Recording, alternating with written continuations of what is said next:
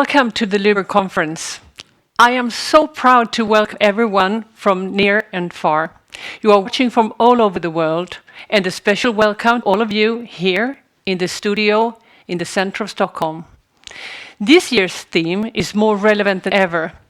Democracy is facing major challenges today. Independent media is essential to reflect the true state of society, while opinion polls bridge the gap between voters and elected. How are these three things related? Well, in well-functioning democracies, independent opinion polls are carried out and citizens can take part in them via independent media. It is connected with the basic idea of giving the person in the street a voice. Without polls and media to report them, the rulers can attribute to citizens opinions that are not universal or even exist. My name is Karin Nelson. I'm the managing director of Demoskop, a research agency based out of Sweden. Lars Lyberg was one of the giants in the field of survey research and polling. We met many years ago in Stockholm over lunch to discuss survey quality. That conversation was ongoing since then. Lars joined us at Demoskop as senior advisor after a successful career at Statistics Sweden. His contribution to our success cannot be emphasized enough. His passion about quality and to explore what is next was inspiring. Unfortunately, he passed away 2021. To honor his memory and to continue the important work that he did, we have created the Lyberg Conference. And actually today, December 1st, would have been his 79th birthday. Today, you will listen to some of the leading scientists and experts in the world sharing their view on polling media and democracy. We will have a coffee break and we'll finish with a panel discussion. I also want to encourage you to comment or write questions in the chat function, and we will try to answer some of them. But now, let me introduce Dr. Lily Lyberg, Scientific Advisor, Executive Office, Statistics Sweden, and also Lars' late wife.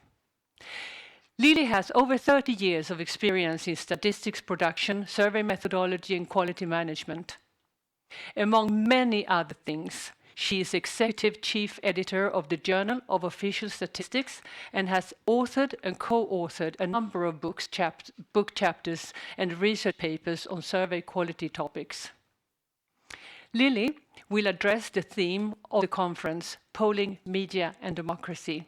Welcome, Lily.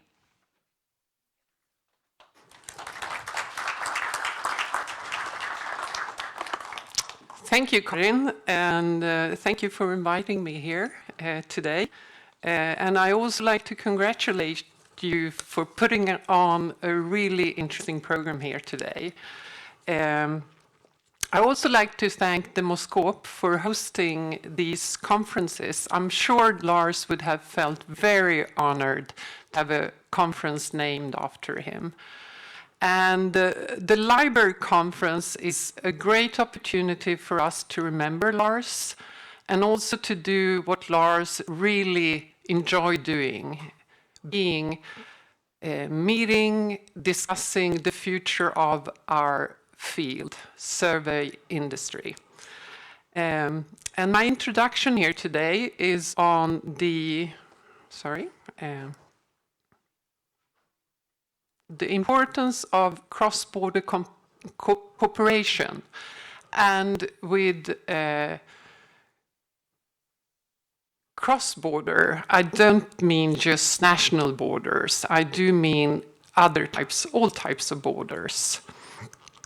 So, for a while now, I think our industry has had seen a number of different challenges, such as increased costs for data collection and also increased non-response rates. And at the same time, we have seen many new digital data sources, or big data, as we call them sometimes, such as data from smart electric meters or from different sensors. So of course, many of us are thinking of how we can use those new data sources in producing statistics. And I think we pretty much agree on that this new era of statistics production will involve blending a number of different data sources. And this also requires us to look into new methods for producing statistics.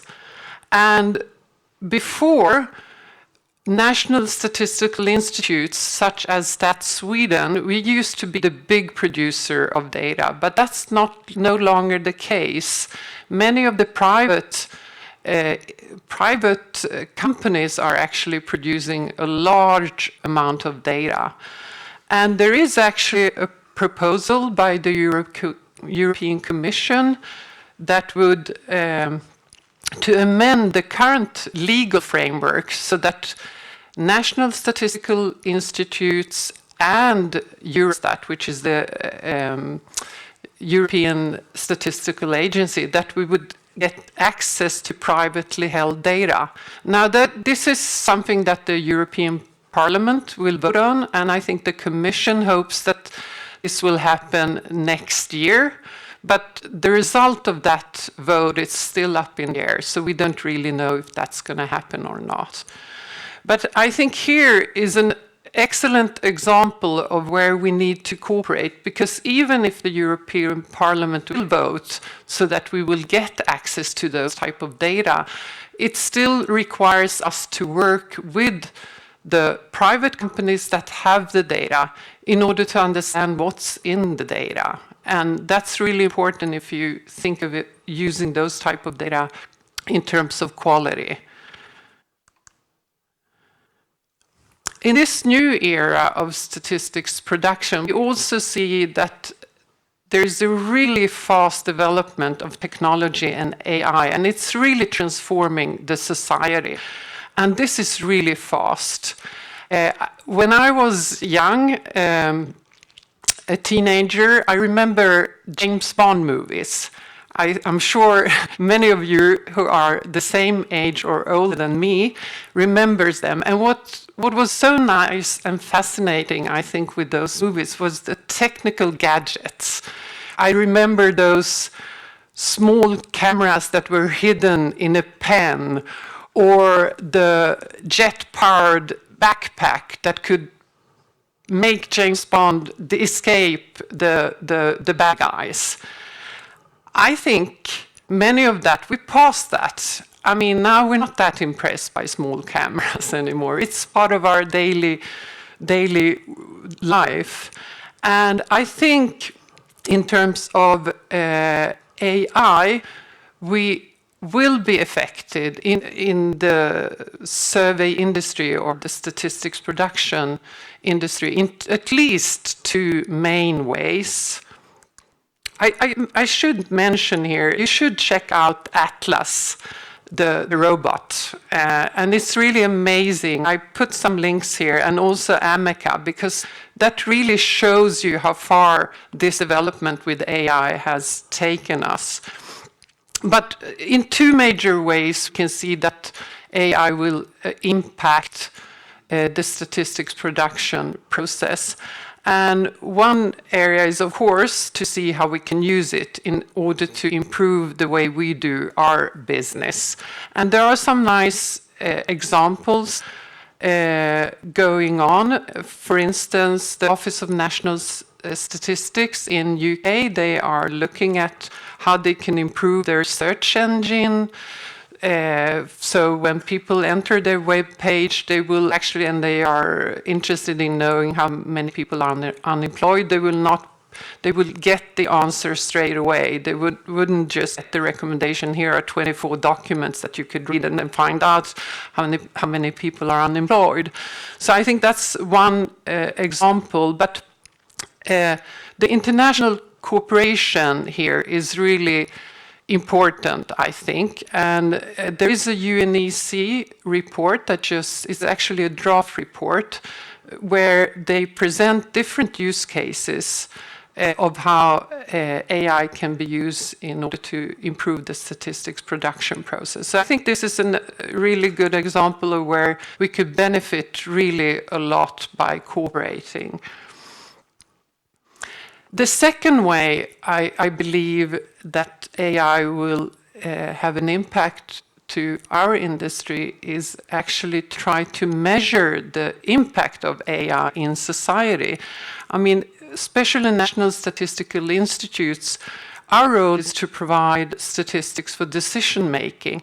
And if we see that AI is actually affecting all parts of society.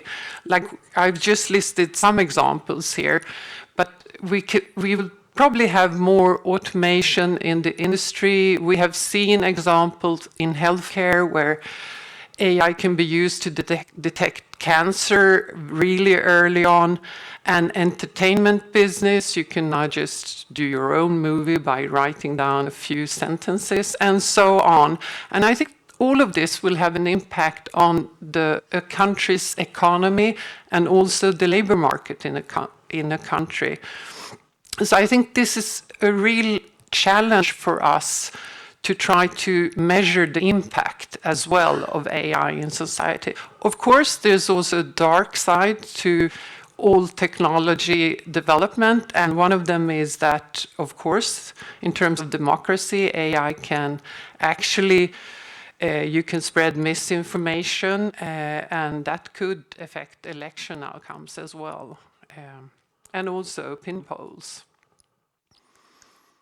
So I guess my message is cooperation is really important. And the last slide that I showed with trying to measure the impact of AI, to me it's really clear that this is not something that we at Stats Sweden or some other national statistical institute can do on our own. We really need to work together with researchers and also people in the industry to really understand what is going on in order to be able to measure the impact.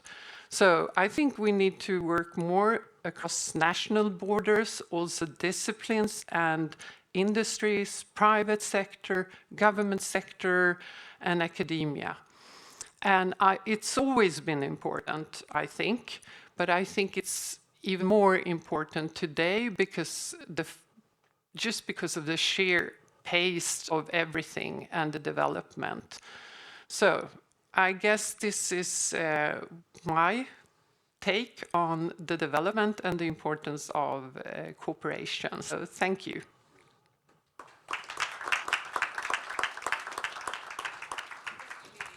Thank you. So I should say. Sorry. A speech in the spirit of Lars. Cooperation was something he talked about a lot, meeting across borders and across disciplines. And he was really good at it. I mean, many of you that know Lars, you know that he initiated a lot of different international conferences, workshops, monographs, and so on. So I think this is really in Lars' spirit. It's in Lars' spirit. Yes. Yeah. Thank you very much. Thank you, Karin. Thank you. So we are moving on, and we'll now listen to Jennifer Agesta. Jennifer is Director of Polling and Election Analytics at CNN. Jennifer leads the network's polling team, which both conducts and reports on polling and heads its election night decision desk. During her time at CNN, she has revamped and modernized CNN's standards for reporting on polls and surveys and had changed the way network conducts its own polls to lean on cutting-edge methodologies. Jennifer is a recognized leader in the survey research and public opinion. She serves as president of the American Association for Public Opinion Research, APOR, and collaborated with other leading researchers on APOR's evaluation of 2020 pre-election polling. Jennifer will talk about why polls matter, the role of public opinion in changing times. Welcome, Jennifer.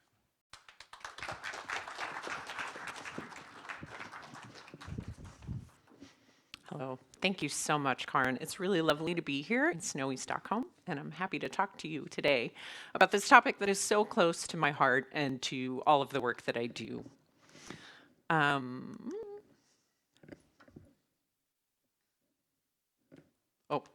too fast. Sorry. Here we go. We are here discussing polling and democracy at an exceedingly precarious time for both. Polling in the United States had a rocky past decade, and there are many who argue that polling itself is contributing to the problems that democracy faces. But as a pollster and a reporter who spends my time covering both polling and American elections, my perspective is that polling, in its broadest definition, has never been as important for American democracy as it is now. I think that's true even as polling has become harder to do right and is unfortunately more often done wrong. To explain what I mean, we first need to define what we're talking about when we say polling. The word has become something of a shapeshifter, taking on whatever meaning is most convenient to the critic argument. I imagine most people think of election polling first, who's up and who's down, perhaps the poll averages, but in reality, polling is an expansive endeavor. It extends beyond those horse race numbers to include all the questions we pollsters ask to try to understand why people hold the views that they do and where demographic and political divisions lie. Not to mention the numerous scientific surveys researching questions about our everyday lives, where people want to live, who they spend their time with, and what they do in the course of a day. All of that together is the kind of polling that I'm focused on today. There is an ongoing debate in the US over how to report on elections, and it frequently focuses on the role of polling. A contingent of journalism scholars and practitioners argue that it is imperative that election coverage focus not on the odds of who might win, but the stakes.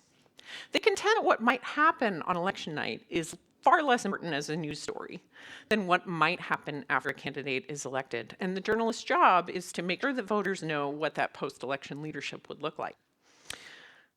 Polls, especially horse race polls, often take a heavy dose of criticism from the thinkers who most strongly support this concept. But in attacking the polls, I believe that they are missing the forest for the trees. Knowing why and how people support the candidates they do, knowing what they know about a candidate's plans and policies, is an important piece of any election story.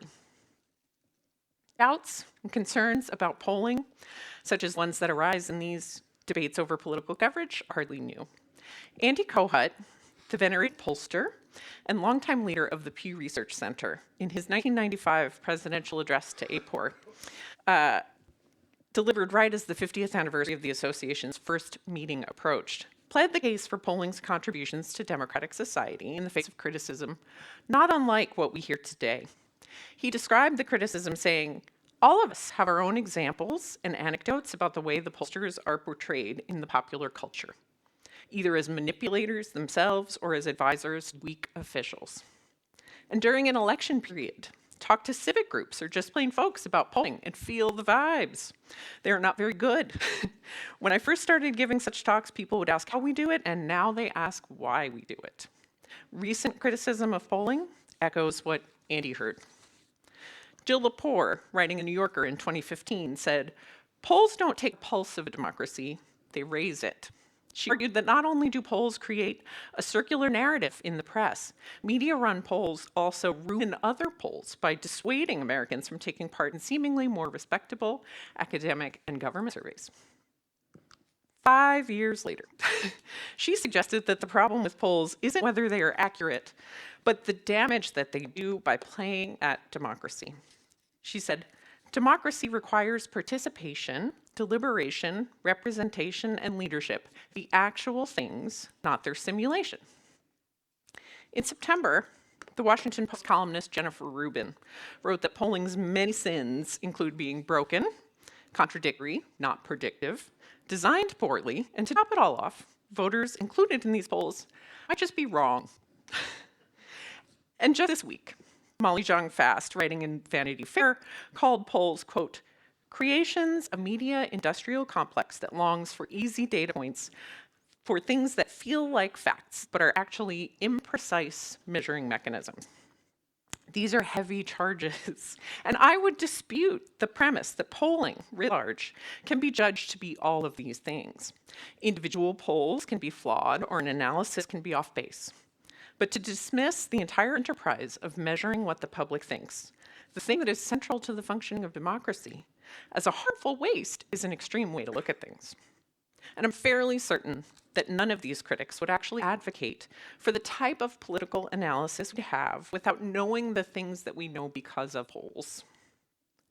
Even if they are imprecise tools, they are not more precise than any other method that journalists or political commentators might use to find out what people think. Or, I'm sorry, I said that wrong. Oh gosh, are they not more precise than any method journalists or other political commentators might use to find out what people think? Last month, the polling world lost Philip Meyer, an innovative journalist and researcher who felt strongly about survey research as a tool that belongs in newsrooms. And after I heard about his passing, I went back and reread his 1990 presidential address to APOR. 3 days before anyone had heard the phrase, not the odds, but the stakes, Meyer said, "Why journalists should feel so guilty about their obsessive concern with who is ahead is hard to fathom. The most interesting fact about an election is who wins. The most interesting thing about a campaign at any given moment is who is ahead." He's not wrong. And it's why coverage of who is ahead and all of its various iterations, probabilities, and needles, and forecasts, and the like, is so very popular. Meyer went on to note, rightly, the context that journalists ought to provide about why people hold the opinions that they do and what information they are leaning on to come to those opinions. But he also rightly added, none of that interesting information is going to make much sense unless you can identify a frontrunner. That simple truth is why I believe it is impossible to tell the story of the stakes of an election without the polls. To be fair, there are legitimate concerns about some polling and how it is used in reporting, and I'm not here to argue for an increased focus on horse race results. But polling, who's ahead included, tells us information that is crucial for understanding politics. I see 4 ways that polling serves to support democracy and that its critics ought not to that its critics ought not dismiss. These 4 functions are, for me, why polling deserves a central place in any responsible coverage of small d democratic politics. First, polling reaches across polarization to create a representative picture of society that would be near impossible to gather by any other means. In the US today, people are increasingly sorted by political beliefs. Pew's research on the nation's ideological and partisan makeup has shown how partisans in America have drifted further apart in their views and beliefs. But there's physical sorting happening along party lines as well. After the 2020 election, I used county-level election results to create 5 roughly equal blocks of voters by sorting counties from the most strongly Republican to the most strongly Democratic. Joe Biden carried the most Democratic 20% of the electorate by 50.2 percentage points. And Donald Trump carried the most Republican 20% by 44.4 points, a chasm of nearly 95 points on the margin. Recreating the same analysis using county-level results from 20 years earlier in 2000, the gap between most Democratic and most Republican places is smaller. Al Gore carried the most Democratic part of the electorate by 37.9 points, while George W. Bush, the most Republican group, by 33.6. That swing from the most Democratic places to the most Republican was 23 points smaller. What this means is that the most Democratic places are even more strongly Democratic than they were 2 decades ago, while the most Republican places have become even more Republican over that same time. The group of counties in the middle has shrunk dramatically. Out of more than 3,100 counties in the United States, which is the jurisdiction at which most elections are administered, in 2000, 812 had a margin of victory for the winning candidate of less than 10 points, and 404 had a margin of fewer than 5 points. By 2020, the number of counties with single-digit margins fell to 321, and just 157 total had a margin of less than 5 points. What that suggests is that far fewer people live in politically mixed counties now than did so 20 years ago. So there's less opportunity for deliberation, less of a chance Americans will hear an alternate political perspective from their neighbors. And we all know how unlikely that's become in the virtual community of social media. In this environment, polling and news coverage of it can help to quantify and demonstrate the other side of the country, the one that an average citizen of any political stripe would rarely otherwise encounter in their daily lives. Second, polling provides a voice for those who are unable to express it through a ballot, by choice or not, but who are still among the governed. I am often asked why we bother to do polling of all adults when likely voters are the only ones who matter for the outcome of the next election. It's because what we do isn't only about being predictive of that outcome. It's about reporting on how Americans feel about their leaders and major issues of the day. That applies to all, voters and non-voters alike. Being able to represent both is central to accurately telling the story of politics at any given moment. Voter turnout in the US, at its best, lands around 63% of the voting age population, and it's nearly always quite lower. But the 37% or more who do not cast a ballot are still constituents of the officials who win those elections, and their opinions on policy and the job that their leaders are doing are no less worthwhile to consider. Without polling, we would have no way of knowing how a leader is being received by the full public that they serve, nor an understanding of what's driving voter turnout to be high or low in a given year. Third, polling reveals truths we wouldn't otherwise see, often serving as the earliest indicator of political change. There are certain patterns of political behavior that have become so consistent that they are sometimes treated as rules, but there will always be exceptions to those rules, and many of those patterns do eventually change. In most of those cases, polling will be where the first signs of change emerge. You see it right now in polling on the 2024 presidential election that shows young voters tilting away from a sitting Democratic president, a finding that would have seemed inconceivable a few years ago. That finding may or may not hold all the way through next year's election, but it is present across multiple polls using different methodologies and reflects a drastic change from the norm for this group, and it will affect politics and government in the coming year. It was there in 2020 when polling revealed a vast partisan divide over the nation's handling of the coronavirus pandemic, and subsequently in the way people planned to cast their ballots as those politicized reactions to the pandemic drove behavior. And it was there in 2016 when a sudden divergence in views between white voters with and without college degrees portended a massive shift in our understanding of the electorate's key dividing lines.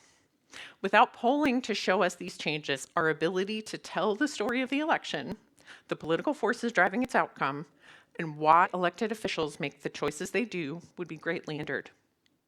And finally, polling puts the stakes of the election in context. Nearly every major poll in the United States right now points to a close race next year between should Joe Biden and Donald Trump emerge as their party's nominees for the presidency. The not the odds but the stakes contingent might argue that the closeness of this race is evidence that journalists aren't doing their jobs. The media critic Margaret Sullivan said as much in a column in The Guardian a few weeks ago. She wrote, "Polls can be wrong, and it's foolish to overstate their importance, especially a year away from the election. But if more citizens truly understood the stakes, there would be no real contest between these candidates." The other way to look at it, though, is that polls might be evidence that voters are accepting of this set of stakes. And the questions that pollsters will ask over the next year will help to illuminate whether that is the case. That tells us something about where American democracy is today, whether it's a finding you happen to like or not. Journalism is often called the first draft of history. And when it comes to politics, the text would be less rich, less complete, less responsive, and less representative if it were crafted without the things we learn from polls. Thank you.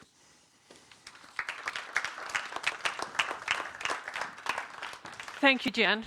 Truly interesting and very, very inspiring for us to listen to this. Thank you. And I mean, you're pointing out several very important things, but one thing that I would like to ask, what are key challenges, as you see it, to ensure accuracy and impartiality of polls in an era of this political polarization? I think it's everywhere. It is everywhere, and it's such an important question, and it's really what I spend a lot of my time working and doing. I think the most important thing that those of us who have a platform in the media can do is to look at sort of how polls are conducted, to look for transparency in methodology, and focus on those polls that are taking the right steps to be fully representative of the population right now. They are making changes to their methodology, they're not trying to hide things, are sponsored by groups with a neutral perspective. Those types of questions are really important for those of us covering the polls to ask. Thank you. Super interesting. And I'm sure we'll get back to it in the panel later on. Thank you, Jennifer. Now we're moving on again. Now we are going to listen to Alison Go. Alison has worked in journalism for more than 30 years, holding various roles including newspaper and website editor for Wales on Sunday, Wales Online, and the Daily Post. She was innovations editor and audience and content director, audio and video with Reach PLC, specializing in the development and implementation of digital journalism, where she also led the award-winning Laudable Podcast, an initiative for niche and local news audio. Alison's topic is polling for democracy and audience engagement empowerment. Welcome. Thank you very much.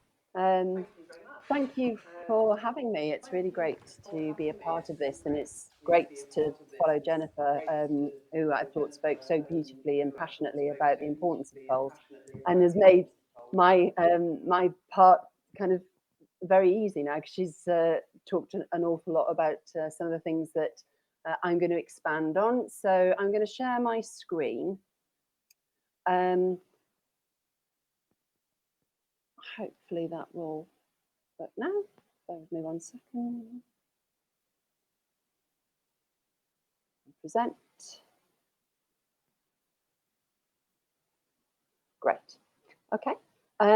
So yes, I was asked to talk about polling for democracy, audience engagement, and what I always think of as audience empowerment, and specifically how I see journalism playing a role within that. So I'm going to talk a bit about solutions-focused content and the way that that can enhance the relationship between the audience, the journalism provider, and generally society. So I think it's a particularly good time to be having this conversation, given the rapid rise of, as when I joined the conference, you're talking about AI tools and the debate around AI, and the impact that that may have on elections. So, for example, the spreading of poor quality information or fake information. And I guess we think mostly about national elections when we talk about polling and taking kind of the public mood. But I genuinely think that polls can be very important at a smaller level around more niche topics. And for regional journalism, they can be used really effectively for indicators around other satisfactions for a civic society, such as the local environment or the infrastructure. So I'm going to start with a heavyweight quote from Bob Woodward, sat at the back there, who obviously was part of the Watergate investigation. He said, "Democracy dies in darkness," which is a great alliteration, and also an extremely kind of serious approach to the role of journalism and democracy and society. I'm not going to argue with him on that. I do think that we need to shine a light whenever possible in our democratic processes. And I think it's very worrying that we see a chilling effect at the moment around how people are getting their information and how they engage with the voting process. So there's a real downward trend at the moment in the UK, and I did a bit of research around Sweden with this, and I can see that, you know, it's a slightly less gloomy picture, but nevertheless, it is a general decline for general elections. We see consistently low turnout for local elections, and there are fewer younger voters and young people's engagement in politics. There are fewer younger people aged 16 to 24 in the UK and in Sweden who are going into politics. We also see a decline in diverse communities, and the elections for the EU has declined for the past 40 years. I was really shocked to see how that has fallen off over the last 2 decades. Alongside that, there's a worldwide trend in news avoidance in audiences. That is people who are actively shunning news and information. And that's because there is a rise in bad news fatigue. People who are just exhausted by how miserable and depressing the daily news agenda is. So they're selectively looking at what they want to read. So there's no prizes for guessing that this title is Hear No Evil. Essentially, people don't want to know. 52% of people are avoiding news sources. More and more, they are limiting how much they engage with information and news. They're turning off the notifications on their phone. I bet you've done it. I bet your phone's pinged at you and you've had that kind of, oh, what is this now? And it can be, you know, with the amount of news alerts that come in now, you sign up for a newsletter, you get a ping on your phone, you can get WhatsApp groups for news. It can be overwhelming, the information that comes in, and people are starting to shut that down. 53% of people, and these figures are from the Reuters Institute for Journalism, by the way, and it's the latest news report that came out just a few months ago. They are scrolling past or changing channels when news comes on. So they hear the music and that's it. They are out of that space. They don't want to know. And then 32% of people are avoiding specific topics that bring down their mood or it makes them anxious. And, you know, no prizes for guessing that 2 of the most serious topics around this that people avoid, that you could say that they need to be more informed about anyway, are war and climate crisis. Both of these aspects will see audiences leaving the news space. They're not interested. This is really bad from a democratic process. It's also incredibly bad from a news process because, you know, the wars that we have going on at the moment, there are a lot of words being written about those in national newspapers, online sites, newsletters. Same with the climate crisis. People, you know, there are journalists whose sole job is to report around the climate crisis, and the pushback that they're getting from audiences is not keen on hearing this. However, it's not a hopeless picture. There are real exceptions to the trend. So positive news, people will engage with positive news. That doesn't necessarily mean it's got to be a happy story.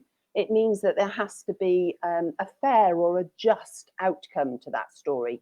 So a court case with a good conclusion, if you like, could be seen as a positive story. Solutions journalism is something that you may also have heard called actionable journalism.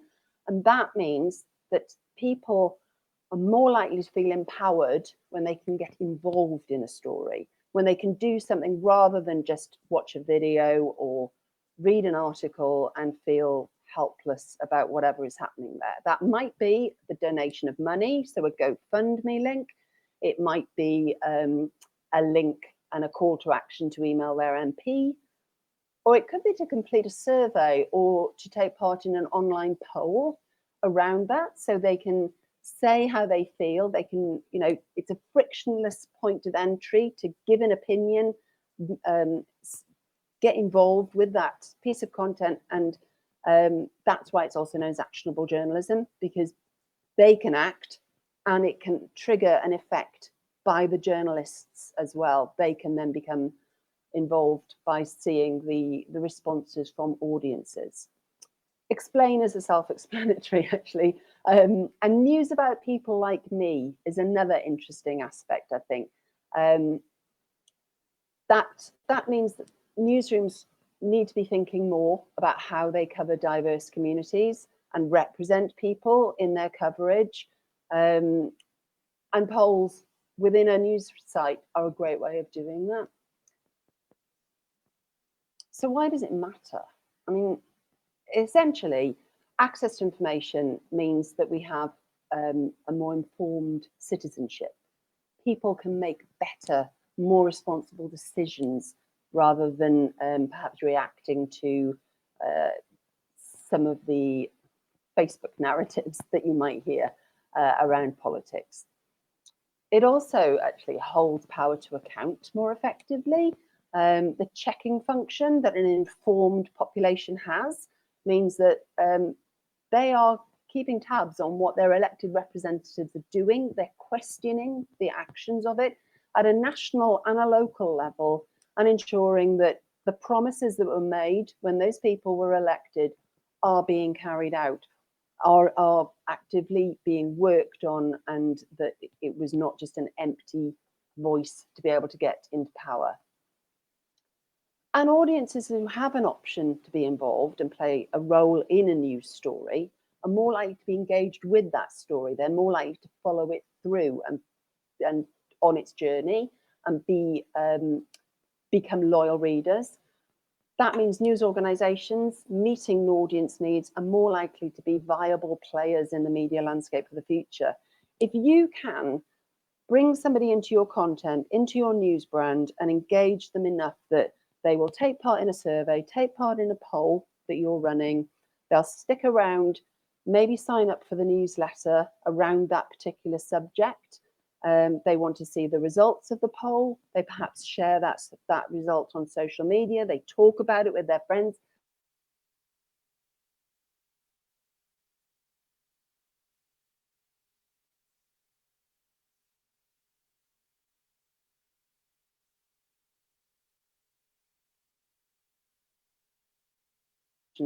Commercially, as well as through their kind of readership. And that means that we're going to have a more vibrant and viable media landscape in the future. So using polls, how do I think journalists can use polls to engage and empower their audiences? Influencing an agenda. If you put up a poll and ask people how and where they want their taxes spent, you very quickly build of what matters to the audience. We, a few years ago at my news brand, The Daily Post, we put up a poll with opinion boxes as well. So people could not only like interact, they could add their thoughts and their details as well if they wished. So we could do further interviews with them. And we asked them around highway issues on a dangerous road.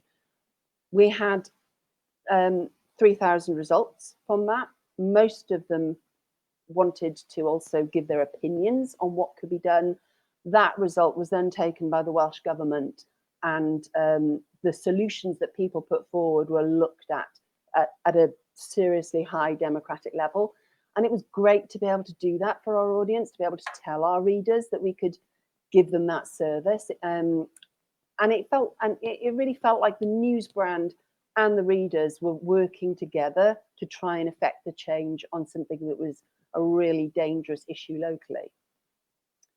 You can also tailor polls for niche audiences. That might be demographics, that might be geographic, or it might be around niche interests. So you can get into quite intimate conversations with your audiences and take different kind of segments of that audience in different directions, maybe build better relationships with them, start reporting more on issues that matter to them. And that again can help with the fall off of younger people going not only into politics, but actually engaging with news. You can find out a lot more about what matters to them, topics that they want to be covered, and let them have a say in how you cover that topic. Snapshot information. The result of a quickfire poll, for example, 54% of people think X, Y, Z. It's a lot less information to have to take in. And it's perhaps more digestible for people who do suffer from news anxiety and who are avoiding information because they think it's detrimental to their mental health. So it's almost like making big, weighty topics more accessible and digestible for your audience. You can get quantitative data, obviously, through the numbers of people who are responding. Exit polls is a classic of a genre with that. But you can also get qualitative data if you ask people for their opinions and their views. And that can help establish a narrative that will give you ideas maybe for campaigns. It'll also give you valuable user data around who is reading who's consuming your content, who is your audience, what do they want from you, and how do you best serve that? It's really frictionless. So I've mentioned before, you can share polls results, the actual polls themselves, very easily on social media, on newsletters, on websites, WhatsApp groups. Again, bringing more people in, be a part of the conversation, to participate and start sharing themselves and start feeling empowered around it. Another Welsh example, we've just had 20-mile-per-hour speed limits introduced across the whole of the country, which has not gone down well with some people. It's been introduced for safety reasons, but the amount of polls that have been run around that to ask people what they think, whether they're sticking to the 20-mile-per-hour limits, where it's not working, or where, basically just the feedback for that. There has been an enormous reaction around it, and polls have been a great way to have conversations. You can also start building the loyalty bridge around your kind of non-audience, because through sharing polls, through participating, people start to learn about your news brand and perhaps become more engaged with it. That's the first step on the loyalty bridge towards becoming a die-hard reader and consumer of your content. If you can start to do that, you will bring in new audiences. And solutions journalism creates more content. You get your audience engagement, and you can do that as a follow-up piece. So if you have got a poll running, you get your results on that, that's your second piece of content. When that piece of content goes live, perhaps you put in a further poll to drill more deeply into the topic. You get more information back. You start asking people specific questions around it. You start maybe thinking about different ways of telling that story. Maybe you want to do a video series. Maybe it suggests a campaign or an investigation. It's a way of bringing people into the journalists' newsrooms and helping them have a say in the kind of content that's created that is important to them. And also, it sends a very clear message to those in power that the civic society and the organizations that are supposed to hold power to account, speak truth to power, are working closely together, that there is an alignment around their conversations and their scrutiny. Again, it's a bellwether for content impact and calls to action. So if you know what matters to people, you can, as a journalist, respond to it. And as I said, some of that may lead to investigative and campaigning journalism, which is kind of where we started with Woodward and Bernstein. So I will say thank you very much for your time on that, and come back and see you. You were freezing a bit, but we got Oh, I'm sorry. what you were saying. No worries. It was just a few seconds, 30 seconds or something. But anyway, super interesting. And you and I, we have been talking about the topic, and I thought this would fit the conference theme super well, and I think it did. But how do you see the role of independent media evolving to better inform the public and assure a well-functioning democracy? That's such a good question, and it's something that I was in a meeting last night actually talking about with a whole group of independents about that very topic. I think we're going to see a rise in independent journalism and more entrepreneurial journalism and startups coming as people start to feel able to enter into conversations with audiences and not necessarily be working in a mainstream, established mainstream in the future. Certainly in the UK, there have been several hundred redundancies in mainstream news organisations recently, and a lot of those people who left the business will go on to start their own sites. They're incredibly professional, qualified, who are really well placed to serve their local communities. And I think the tools that are rising now, if we leave the less attractive aside, I think things like prompts and the ability to harness some AI production processes is going to make independent media a lot more sustainable and much more achievable for somebody who is maybe a one-person operation or a two-person operation.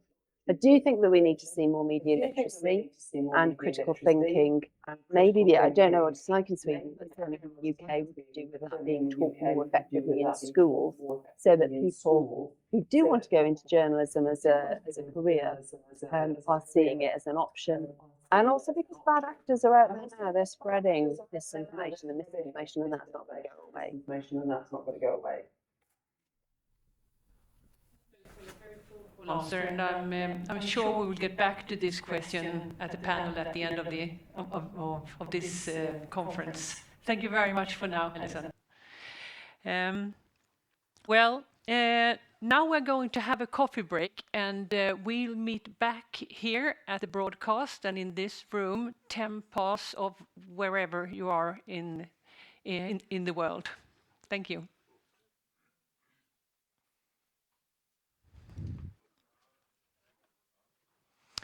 Welcome back, everyone. Now we're going to listen to Kathy Frankovich.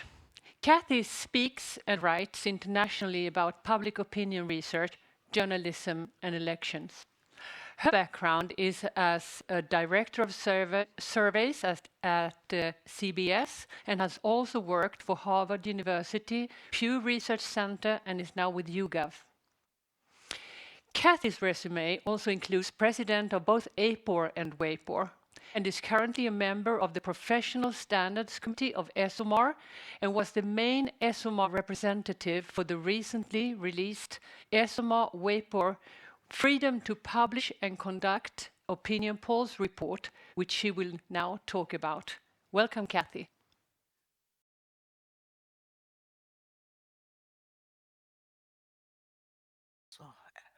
I think these various slides were pretty self-explanatory, but polls are important because they do transmit citizens' goals and desires to governments and to the parties so they can better represent voters. They assess the success or failure of government and parties overall and on specific issues. And for better or worse, they're the face of the entire research industry. So problems with opinion polls, and particularly election poll, reflect on everybody. And it's probably one of the reasons that SMR members, many of whom are engaged in market research, care so much about how the polls do. And one thing said before, there is the right to conduct and publish polls freely, which was upheld by Article 10 of the European Convention for the Protection of Human Rights and Fundamental Freedoms. In other words, we really should protect the ability of any of us to conduct good opinion polls and publish them. Election polls in particular, because they give us information about what citizens think, but they're also used by voters strategically, particularly in multi-party systems and in the United States in primary elections where there may be as many as 7 or 8 candidates on the ballot. And your vote is determinative of, do you like this person best or do you hate this person more? And you must vote strategically in those circumstances. Parties learn what issues matter to voters, and polls are a check on elite claims about public opinion. And I would say this, that we don't think of this often enough, but they encourage stability during election periods by managing public expectations. We know an election will be close. We believe an election is likely to be won by somebody. In polls that in countries that do not allow the publication of election polls in particular time frames before an election, the shock of the election result could and has, in certain cases, resulted in violence in the country.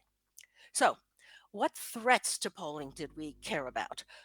We cared about actions by governments, and I'm going to talk about these four: limiting subject matter, setting up taboo topics, requiring registration or government supervision of polling, setting bans on publications, and some extreme measures, which would be a tax or control of polls. Now, obviously, we all know about the growing difficulty in conducting election polls, and we all know about the potential for very poor reporting of polls and the importance of these two as well. But I'm focusing mostly on governments.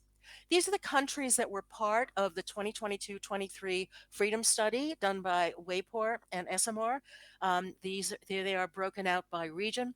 You see, the missing countries are primarily in the middle of Africa, although there are sporadic other missing countries. They're the ones sort of in gray here, but otherwise we have gotten coverage from pretty much most countries where polls are conducted and some countries where they are not. What are the taboo topics? Well, globally, there aren't many countries that restrict asking questions about specific things. 18% of countries say you cannot ask about religion. That's higher in Africa and Asia as a unit, and particularly high in what WAPAR calls WANA, West Asia and North Africa, where twice as many countries than globally say that you cannot ask about religion. And frankly, on a lot of issues, the taboo countries, the countries that invoke the taboo of asking about them, is highest in that part of the world than it is anywhere else. Threats, prosecutions, and safety.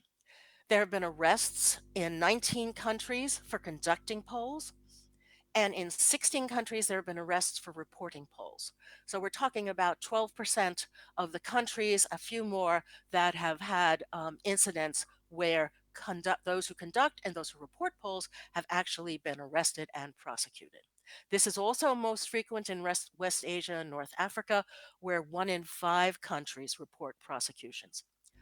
I also want to talk about the safety of interviewers because we think of interviewers, certainly if they're doing their work by telephone, as being relatively safe. But we asked about countries and safety of interviewers in person interviewing. And most countries, I mean, more than 8 in 10, the report was that in-person interviewing is at least somewhat safe, and in nearly half the world, it's very safe. So it's possible for interviewers to go out and ask questions face to face. But there's one place it isn't. In Latin America, 42% of countries and 42% of countries say interviewers are at least somewhat unsafe when they go out to conduct in-person polls. And I should note that I think you may all be aware of instances of things happening in Latin America. For example, interviewers arrested in Mexico, and some other examples in that region. And there's government control. And the question was, is there a government body or a professional or association responsible for controlling the conduct of, or in the case of a professional association, hearing complaints about opinion polls? And what we found is that pretty much there are more countries with government bodies regulating polls than there are countries that have professional associations. That's particularly the case in places like Latin America, in sub-Saharan Africa, um, although there are professional associations there in more than a third of countries, in West Asia, North Africa. And so these are places where the government control is more intense than professional supervision, associational supervision. The places where that's not the case are Europe, where about twice as many countries report they have professional associations than have government bodies supervising polls. That doesn't mean they don't exist. In some countries in Europe, they do. And in North America and the Caribbean. The numbers for North America and the Caribbean include the mainland, which would be the US, Canada, and Mexico. And then it would also include all the islands in the Caribbean, where you can see there's a lot of differences and there's a lot of, it's quite a mixed body of countries in that grouping, but there are professional associations. But one of the things that was being tracked from the very beginning was whether or not there were pre-election publication blackouts. Was there a government rule that kept people from publishing poll results in a certain time period before an election?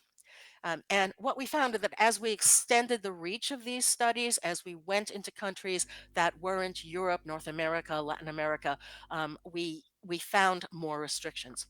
In 2017, that's the next to last study, 60% overall had embargoes, up from half before, so there's a rise. And as many countries set restrictions on exit polls as conducted them without restrictions. That was true in 2017. That was also true in 2022 23. However, the blackout periods were slightly different.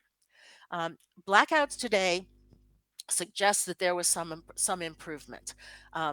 45% reported that there were blackouts. That's down from the 60% last time. 34% said there were no blackouts on the publication of election polls. But I have to note that in 20 of the countries where we collected responses, there are no election polls. And this is how that looks. If you look at the countries in red, those are the countries where there are no restrictions on the publication of election polls before election. There's the US, there's Canada, there is Brazil, which is new to this group. There is the British Isles, and there is Scandinavia, and a few other places in Europe, and a few other countries like India, and a few places in Africa, and of course, Australia. If you look at the dark blue, darker blue, those are places where election polls aren't even conducted. And China stands out for that. If you look at the slightly lighter blue, but still darker, you see a swath down Latin America. These are places where the blackouts are 7 days or longer. There's Turkey, there's Italy, there's also Greece. And there are some surprising places that this happens. And then you have the 1 to 6 day blackouts. That's the palest blue, and that is pretty much of Europe. Those regional differences in pre election poll blackouts sort of are pretty stable. These are the countries that appeared in both the 2017 and the 2022 studies. And you see that for most of these regional areas, there's not much difference in the countries that have pre election poll blackouts, a difference of a point or two percentage. I have to say, however, that Latin America, right here, which had nearly every country in the blackout group, there was a drop in the number of countries who were who withheld information, where pollsters were required to withhold information about polls. Europe has nearly as many blackout countries as does Latin America, but as you saw on that map, they are mostly uh, two, 1, 2, 3, less than a week blackouts, except for a couple of changes. And we still have regions that continue to have the fewest blackout laws, and that's North America, that's Oceania, that's Africa. In some cases, that's because laws have not been created in Africa because polling is relatively new. In some cases, it's just the continuation of traditional reporting and reporting opportunities. As I said, Latin America and Europe are the most likely to report blackouts. Latin American blackouts are longer. 13 countries that have blackouts that last 2 weeks or more, and there are some surprising European countries in this group, like Slovakia, Italy, and Greece. And overall, 20 countries report a single day blackout, one day. 1 in 5 countries have blackouts that last a week or more. Now, there's more than government limits. Polling is harder today. Globally, 45%, twice as many, report it's gotten harder to conduct polls than say it's getting easier to do that. And there's little change in that from 5 years ago. And the problems are the same everywhere: budget cuts, increased costs, declining response rate. The coronavirus hurt, but it also helped. In some places, people said that the coronavirus and people being at home made it easier to do polling with them. And finally, another really bad problem that we face is poor reporting. And our respondents, our experts, if you like, were perfectly willing to criticize their country's mass media, with nearly twice as many saying that the quality of journalistic reporting of public polls was low as saying it was even somewhat high. That's true pretty much in all regions. You see Europe, you see Latin America, same numbers. North America and the Caribbean, a little different. Hardly anyone says that the quality of journalism is very high in these countries, but they do say it's at least somewhat high. And fewer say that the reporting is low. So, what can be done? Well, we've focused, SMR and WAPOR have focused on what associations can do, what organizations can do.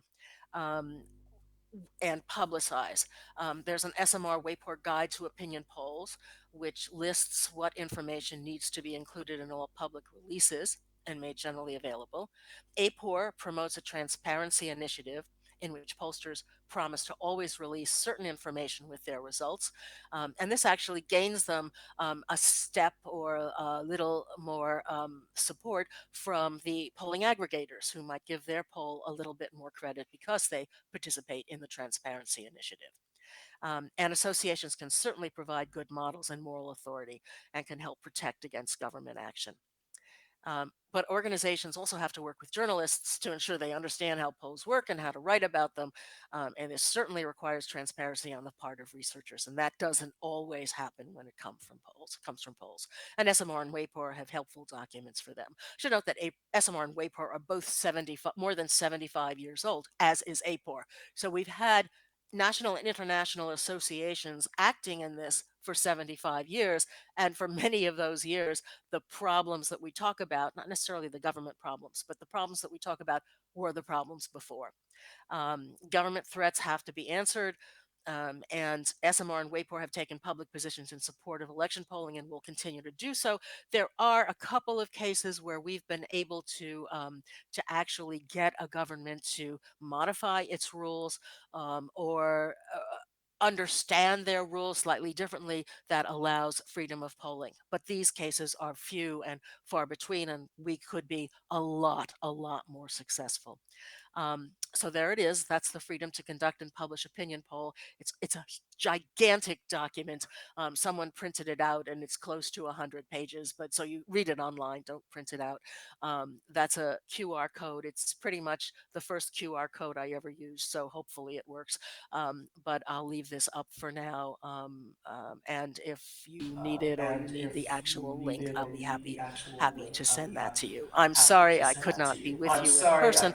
I had hoped to, but last week when I arrived in Amsterdam, I realized I somehow or other got a non-COVID respiratory illness. And so I'm happy that I got through this presentation without coughing or sneezing or doing something equally horrible in front of everybody. Thank you very much. Thank you very much, Kathy. I really must say you have done a fantastic job with the report. Thank you, Kathy, for a great presentation. And I am so happy that you could tell us about this report. I have read it and I really can recommend it, because I think often as a pollster, or if you work with media, or whatever you do, politics, you are very focused on the country where you work, or the region where you work. But this report gives us an overview.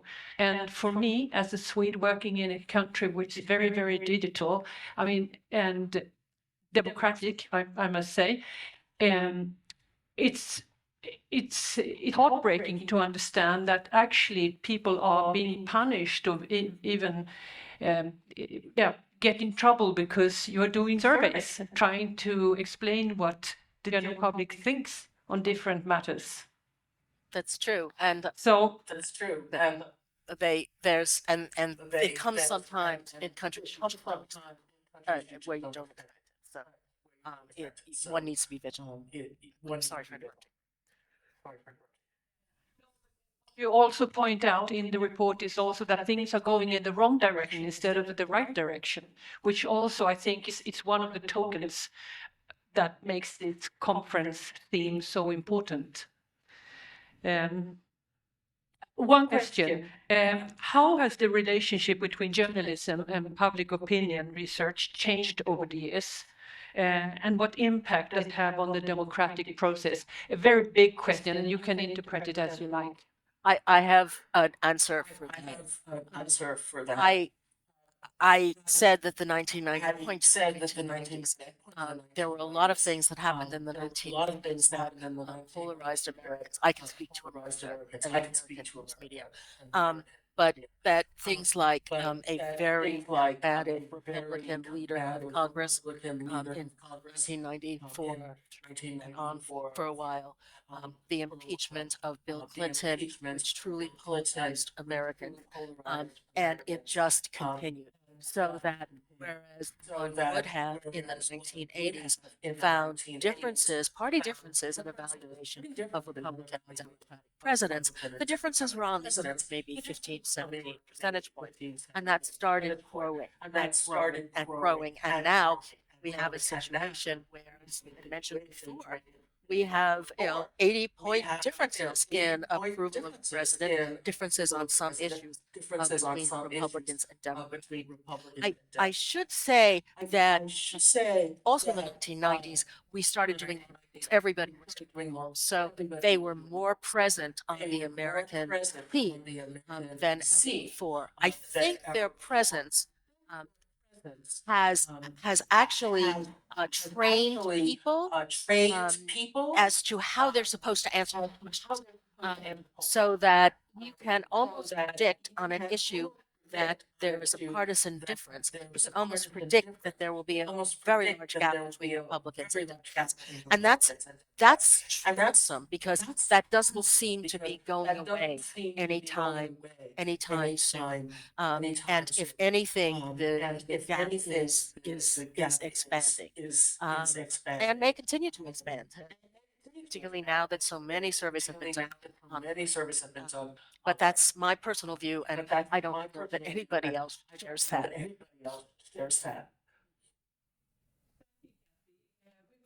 To this in the panel discussion later on. Thank you for now. Thanks. So now we're moving on, and we're going to listen to Karin Helsing. She is the editorial director for Aftonbladet, which is Sweden's largest daily newspaper. Previously, she worked as interim product owner for the news, sports and community sites at Sweden's public service network. In addition to this, she handled program management and was responsible for pay and several other online projects. Before that, she worked at Aftonbladet.se for over 10 years, where she was involved with building up the newsroom. Karin and I work together as Demoskop conducts the opinion polls for Aftonbladet, and Karin will tell you all about it. Polling Pulse, how Aftonbladet reports public sentiment through surveys. Welcome, Karin. Karin. Thank you, and thanks for letting me be here. It's an honor to be on the same stage as these professionals and experts when I'm just a simple journalist. I'm going to talk a bit about opinion polls at Aftonbladet, but first I'm going to introduce Aftonbladet a bit to you and take the opportunity to brag a bit about Aftonbladet. That's what I always do when I have the chance. So, Aftonbladet is a part of Schibsted. That's a Norwegian big company. It consists of more than 60 plus brands, and it's mostly in the Nordics, but also in Austria, Spain, Portugal, and so on. And it consists of different topic brands, you can say, marketplaces, media, financial service, ventures, and so on. Aftonbladet is, of course, part of Schibsted News Media. There we have primary news destinations, which is Aftonbladet in Sweden and VG in Norway. And we have these national premium subs, Svenska Dagbladet and Aftonposten, and then regional brands like Bergens Tidende, Stavanger Aftonbladet. They are more common in Norway. And local premium subs like Vestnytt, Öj-Posten, and niche brands like Klart, TV.nu, and Omni, and Podme, a new investment in Schibsted. Here's a guy called Lars Hjerta. He is the founder of Aftonbladet, and he founded Aftonbladet 1830. And then he laid the foundation of Aftonbladet, and that is still mostly relevant today. He fought for equality. He wanted to invest in news, and he wanted people to write short because Aftonbladet should be understandable for all of the people of Sweden. He wanted to review the power. He wanted the people to like his publication, and he wanted to be the fastest. And that's exactly how we are today. That is Aftonbladet now in 2023 as well. And we have actually taken back the brand to Lars Hjerta. When you pronounce hjärta in Swedish, it also means heart. So we've done the branding Aftonbladet, the heart of Sweden, which we think is a bit clever. We want to show that we are a brand that teams up with Swedish people and that we are a warm brand. And that's important to us, while our competitor Expressen is a little bit more of a colder brand. So we're positioning us. And now some real bragging. Let's talk some numbers, and keep in mind that Sweden has a population of around 10 million citizens. But Aftonbladet has 4.1 million unique visitors every day, 48 million visits every day, 230 million page views every day, 150 million video starts each day. Aftonbladet reaches 81% of the Swedish population from 16 to 80 years old every day. And we have around 250,000 paying subscribers. And this is a quite new survey. It's a chart that shows the first-hand choice of news media. It's from a survey done by Ungdomsbarometern in October this year, which shows that even more people than before chooses Aftonbladet. And our competitor here is SVT, and that's including SVT Play, my former MP. And that trend is going down, as you can see, and ours is going up. That's a nice chart for us at Aftonbladet. These are the three keystones of Aftonbladet, I would say. We consist of fantastic journalism, at least we think so. It's commercial power, and it's curiosity and courage. And these three pillars have made Aftonbladet the biggest news destination in Sweden. I'm convinced of that. We often talk in Aftonbladet, we often talk about Aftonbladet-andan, or Aftonbladet spirit, you could say. And it's made out of these three things. Our co-workers are fantastic journalists. They have the commercial power, and they are curious, and also have courage.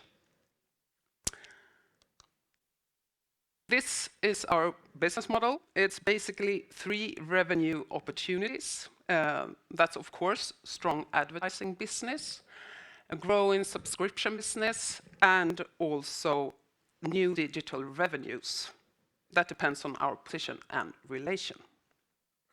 Okay, now I've explained a bit about the background, the business model, numbers. Now we're going to talk about words, journalism.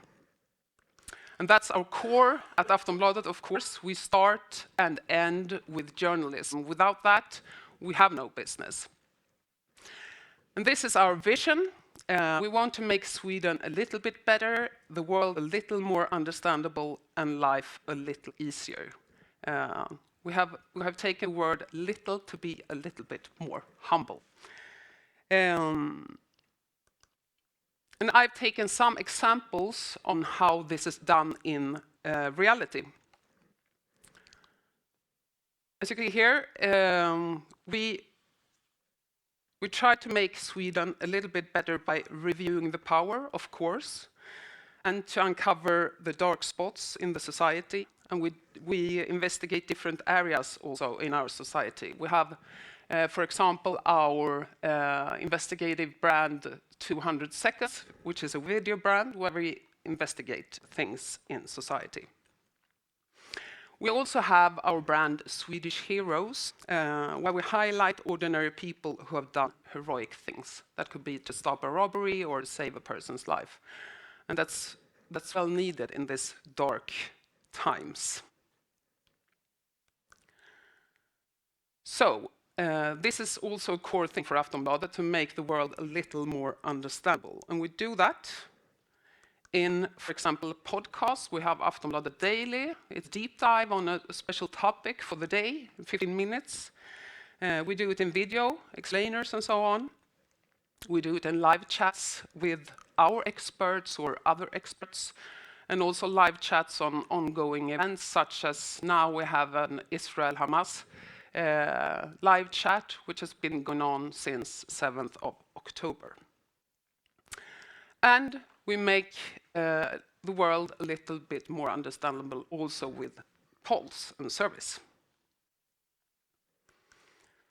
And make life a little easier. Our core business is, of course, news. But a big part of Aftonbladet has always been to inspire people. And that we do, especially important these days. We do it by giving news and inspiration about lifestyle, fashion, recipes, consumer tests, and so on. But through it all and above all comes trust, of course. Trust and credibility have always been the core of news media. Without trust, we got no audience.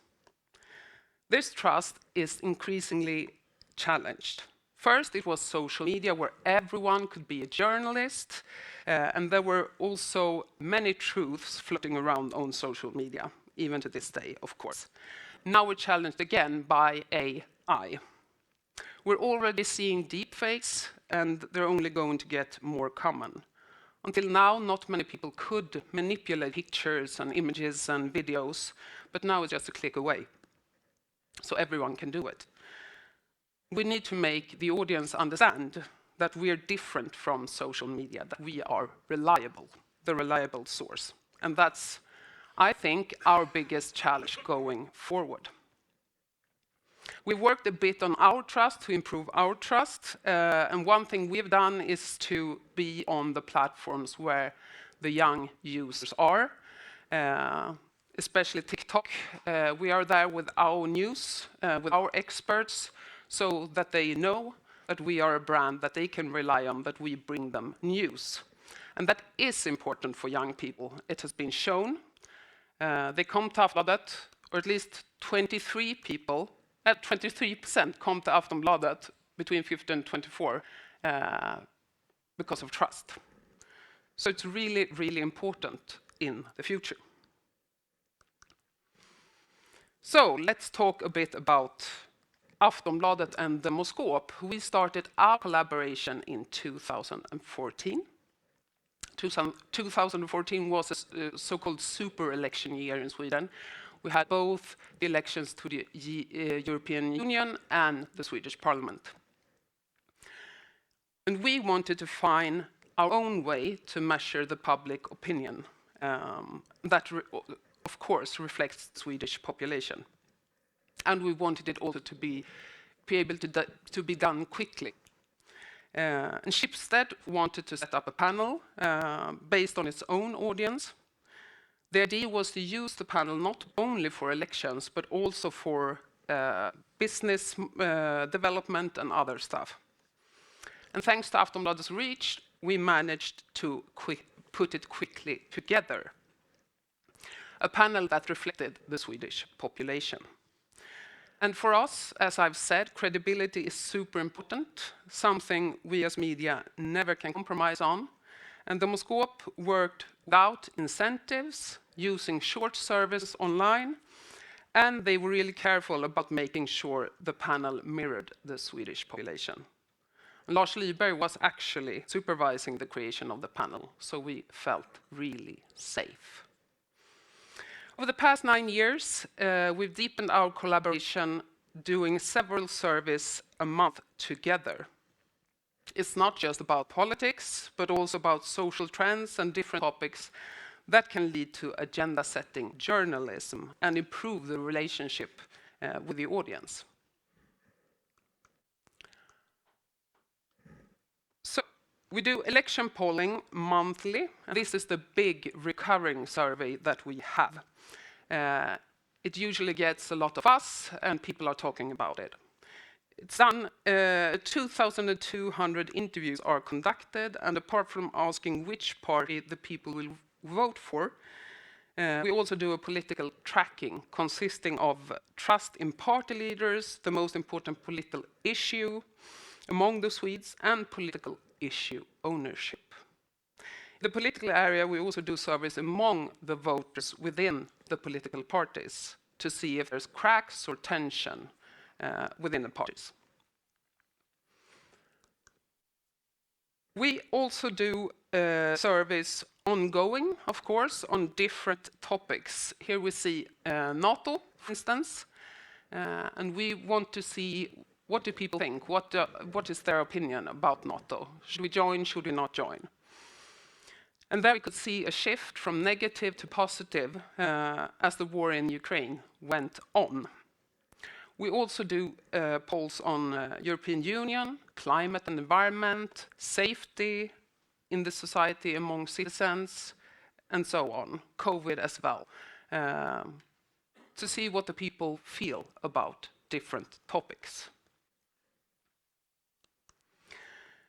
And service in the news department is, of course, the most common. But we also use service in other areas, such as sports. Here we checked out who the people wanted to see after Jan Andersson, who is the Swedish football national team captain. We also have it in entertainment, where we have done a survey about the TV show host. Economics, we check now with the inflation, has the eating pattern, has it changed? And also in lifestyle. And as you can see, it's always important to have the logo Aftonbladet Demoskop to be transparent. This is our survey, not just Aftonbladet. Apart from all that, we at times do larger surveys, which we then build a whole journalistic story around. One example is a story called My Generation, where we investigated different generations and their views.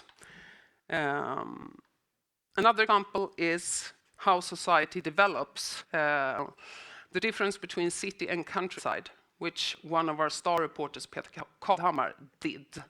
And he took, it was after the election 2022, he took the numbers and went out on the countryside and just did the reporting, did words from the numbers, you could say.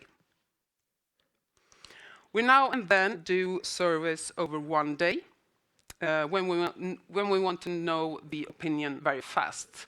It's often in political crisis, but we also do it after TV debates between the political party leaders, when we want to see which one who won in the public's opinion. Here's also a thing about the transparency. We also always have a fact box where we tell about the survey, how many interviews we have done, and so on.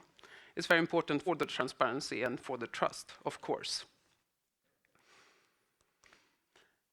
Maybe the most important subject is surveys we didn't do, because they exist as well. And one example is after the terror attack at Drottninggatan in Stockholm, we did not do any poll. Gothenburg University did, but we felt that it was too soon and it was insensitive to our readers, so we didn't do it. And sometimes we also do polls, but we don't publish them because it's not a news angle or it's not something that people at time discuss. So, to conclude, in these times of fake news, misinformation, and polarization, it is even more important with trust, as I said. And trust, I believe, is based on facts. That's why polls and other tools that can show facts become even more important, at least for Aftonbladet.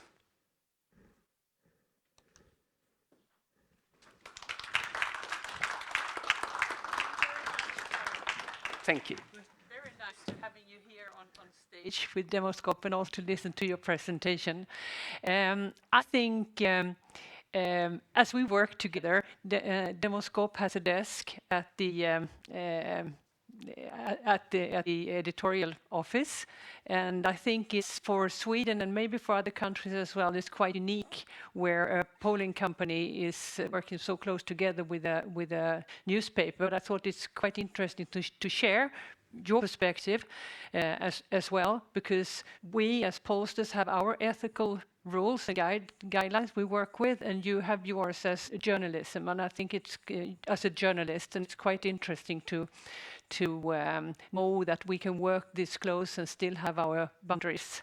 And I know that also I spoke to Jen before about this. I mean, in the United States, many big medias has this kind of setup, but many other medias don't. So maybe that is something we could cover a bit later on. But I have one question for you. How do you balance the need for engaging content with the responsibility of providing accurate and unbiased news, especially in the context of an upcoming election like we have now with the EU election 9th of June? Yeah, that's a good question, but I don't see it as an opposite relationship between engaging content and accurate content.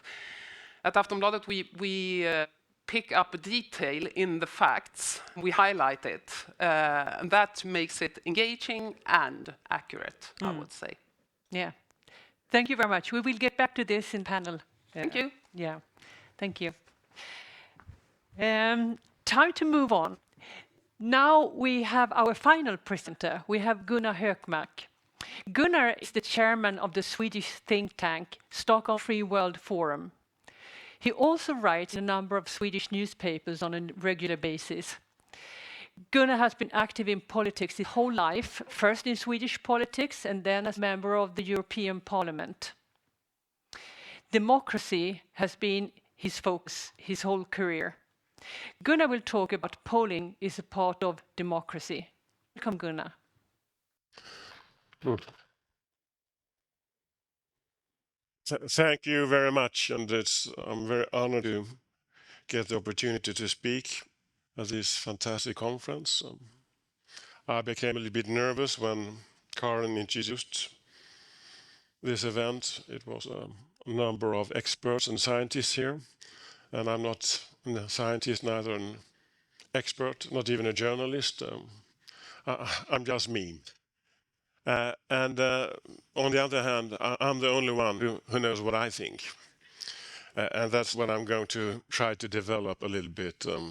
I think, first of all, regarding democracy and polling, I think a very good litmus test if democracy is compatible with democracy is the fact that dictators and autocrats dislike opinion polling. And the harder dictatorship you have, the less polling you have. And the reason is obvious. polling is a way of manifesting what people think in different areas. It's a way of channeling dissatisfaction or channeling what sort of dreams or hopes people have. It is in some way contrary to all the things that a dictatorship is built upon. And I think that's good to have with you when we discuss these issues. Of course, polling can be used in different ways, and polling is very much used in campaigning, and you can have your aims with polling because you can put the question as you like it and highlight things. But that's a part of the open free society where the winds are blowing in all areas, and the only thing to deal with that is to be as open as you can, because then you get the overall balance. But I do think we are also living in a time when it's in some way even more important to see the importance of polling, and that is our world is so rapidly changing. The uncertainty that we can see in the world. I mean, the war in Europe with Ukraine, Russia's attacks, China, the Middle East. A lot of things are happening in the world. But not only that, a part of the uncertainty is also what is happening among the public opinion. We can see it in France, where the extremes are quite strong on both sides. We can see it in Germany, where the AfD is quite strong. Well, from my perspective, you can see it by the fact that Trump is a real threat to be elected president. I wonder sometimes what sort of opinions are driving these things, and we need to understand that, and we need to deal with it, because otherwise democracy will become weaker. I see polling as an important mean for a strong democracy, and I have three headlines for this. That is integrity, information, and intercommunication. It's 3 I's. I have chosen the headlines in order to be the I. So you at least remember I was the guy who had 3 I's. And the first about integrity. And I think this is seldom discussed and recognized, but in the old times, back in the 60s in Sweden, I wasn't active in politics at that time, the prime minister didn't have even a press officer. He was in his office on his own, and you could phone him. There was no pressure on from the public opinion on what should be done and what happened. It was in some way a splendid isolation. That is maybe not the truth, because you had the debate, etc. But the media society was not creating pressure. Today we have it the other way around. We have a number of challenges that I think is important for democracy, but also for politicians in general to be alert. And that is, first of all, we have the activists who are setting the agenda. And it is important to know how much people do the activists represent, because very much when you read the newspapers, you can get the image that they are representing everything. And then you have the identists, the identity culture. It can be people who are claiming they represent all the young people, or those who say they represent all the older people, or those who represent all migrants, etc. They're claiming that. There's a lot of people pretending that they are representing a lot of other people. And I think it's important to understand that that is not the case. It's not so simple as that, because every of these populations, part of the population, are individuals and they have different views. If you are coming from the Middle East, you can have a lot of different views. Men can have different views from other men, women the same, young people is the same, etc. There is not some certain opinion coming from certain groups.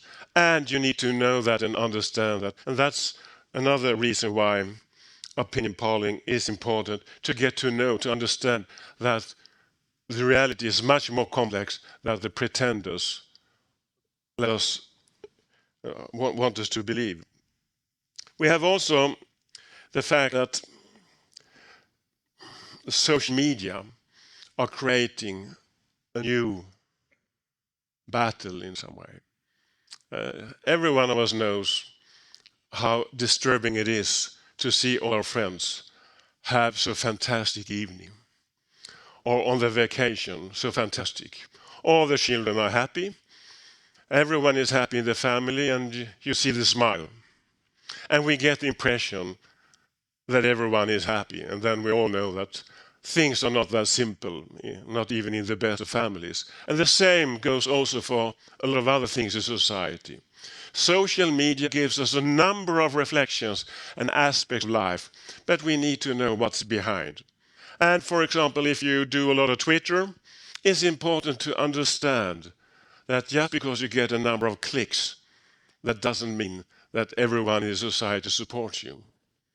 So what I'm trying to say is that opinion polling is creating an opportunity for see around the corner and understand that the world around us is not as simple as a lot of people try to present it to us.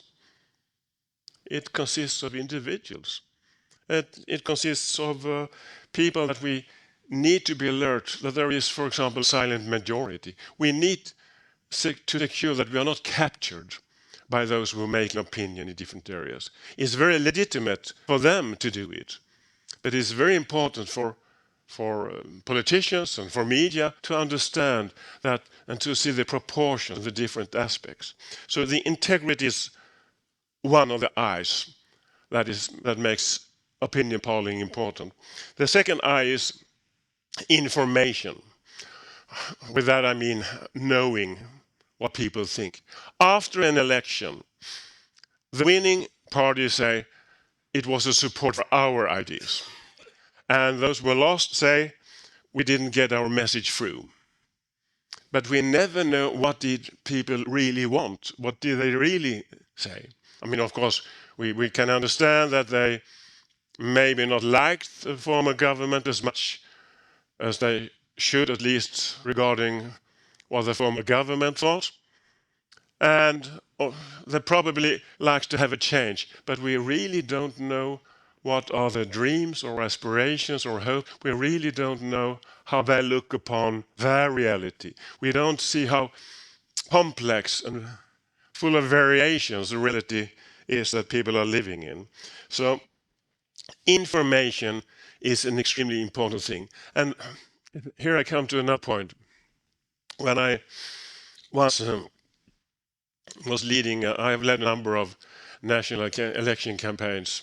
And when we looked at the opinion polls, and then I suddenly said, oh, voters are not normal people. With that, it was a frustration because as politicians, or I guess as pollsters, we tend to try to see a logical link between all views. But normal people, and I can assure you, the voters are the normal people. They don't look upon the society as politicians do, or as even as journalists do. They see it from their perspective, and that is totally logic for a citizen to say that he wants lower taxes and higher spending. And then we can say it sounds contradictory, but it must not be. It's a matter of calibration, because maybe you can have lower taxes. On the other hand, if you have lower taxes, you might get a higher tax return and can spy a little bit more, and you can spend a little bit more on that and that, etc.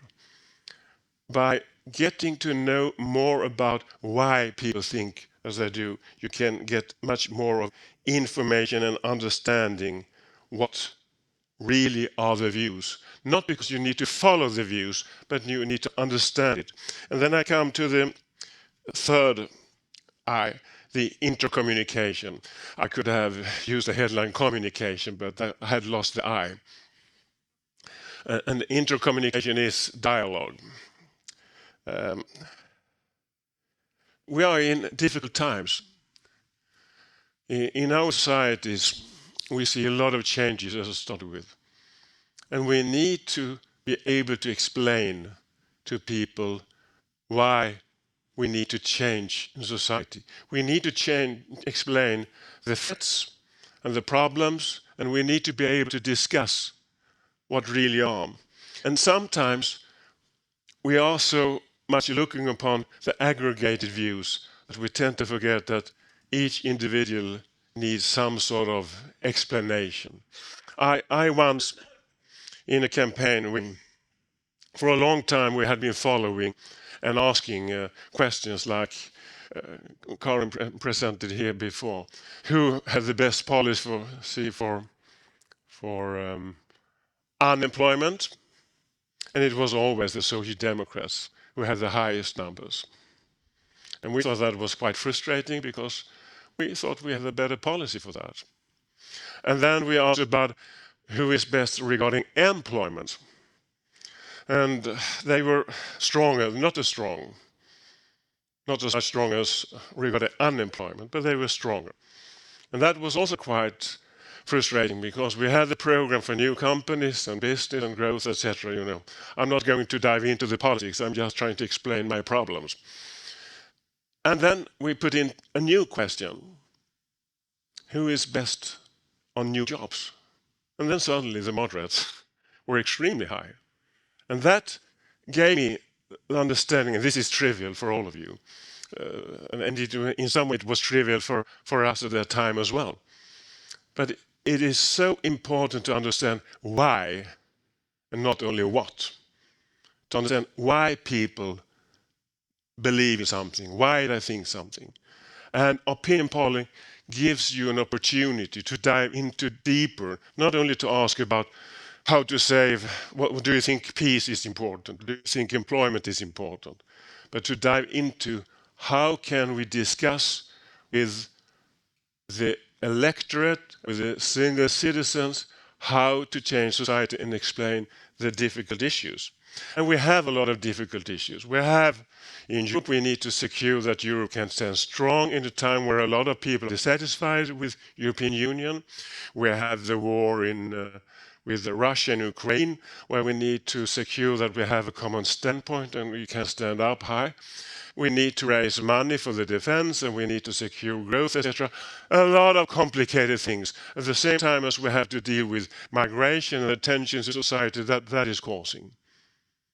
And I think opinion polling gives an opportunity for this intercommunication to understand the why and what we should do. And in the end, if we do all this, we can remember that the voters are the normals. We need to understand the normalities. Thank you.